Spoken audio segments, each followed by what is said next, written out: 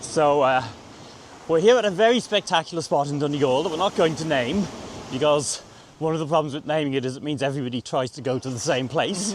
But actually all you need to do is go to Donegal and use that method I've shown with Google Satellite View, and you'll find lots of places. So you might find this place, or you might well find somewhere else that's just as good. But when we were getting up and making breakfast this morning, we were saying that this is a very good example of one of the reasons you wild camp, which is that you couldn't really get somewhere like this otherwise. That's the only way. So it's a little bit overcast and drizzly this morning, but it was a great sunset last night. Everything was very pink. And if we do a twirl, let's see if we can synchronize this. So we both just do this so you can see the background. This is a test of equipment as well. You get a reasonable idea of this huge, there we did it, huge beach. So yeah, it's pretty cool. Opinions? Yeah, I think it is.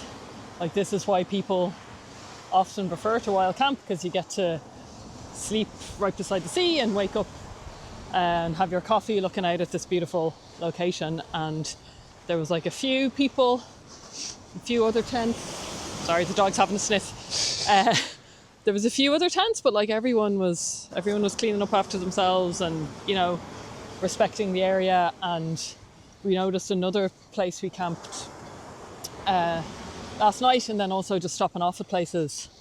Portaloos, yes. I wonder.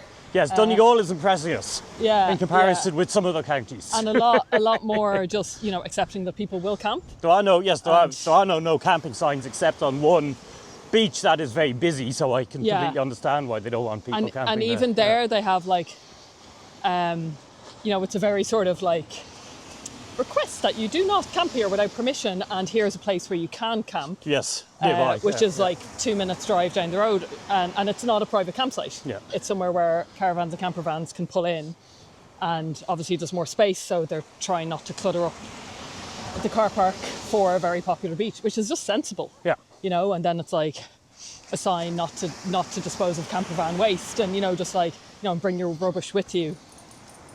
So it's, again, I think just a better way to come at it, to accept that people will camp and to kind of take more of a principled-based approach to it. So it's been kind of a marked difference between here and, say, Kerry. Not to pick on Kerry, but like... Well, they kind of deserve it. But yeah, really spectacular location, and the stars were quite amazing last night, because there was basically no artificial light at the spot. Yes. There's a tent in the background. Yeah, I mean, something that's worth commenting on as well is there's half a dozen tents here, including a group of teenagers and some vans, but there's no real litter at all. We did find somebody had left behind a disposable barbecue, so we're going to take that out with us. But otherwise, despite the fact that I suspect this place is probably busy with people camping all summer. I mean, this is the second weekend in September, and it's busy enough. And it's tidy. There's no tons of toilet paper in the bushes. There's nothing. So I think if you have, it's probably an example. Like, from the accents, everybody sounds quite local.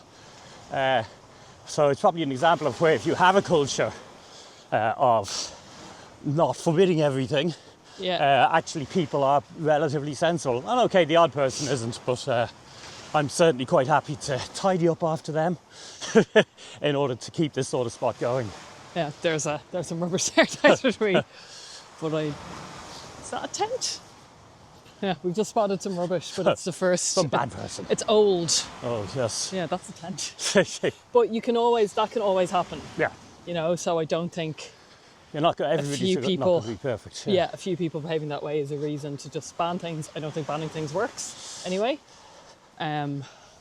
Especially not when it's the outdoors, because it ultimately belongs to everyone. Yeah. So it shouldn't be about driving people into privately owned, profit-generating campsites, unless that's what you want to do. In my case, it's not what I want to do. No. I hope you found that discussion useful. If you did, do give the video a thumbs up, helps to get it out to more people. Regular viewers of my channel will know I'm focused on e-bike touring, but wild camping is a fairly central part of what I do. And myself and Mary do an annual wild camping trip by car in Ireland.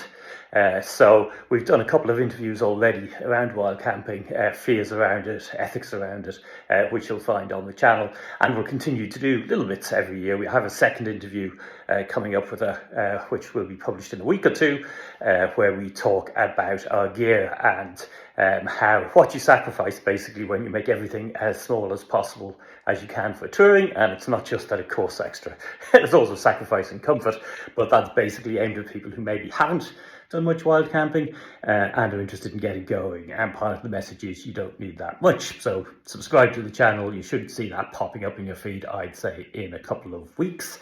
I have about 180 videos on the channel.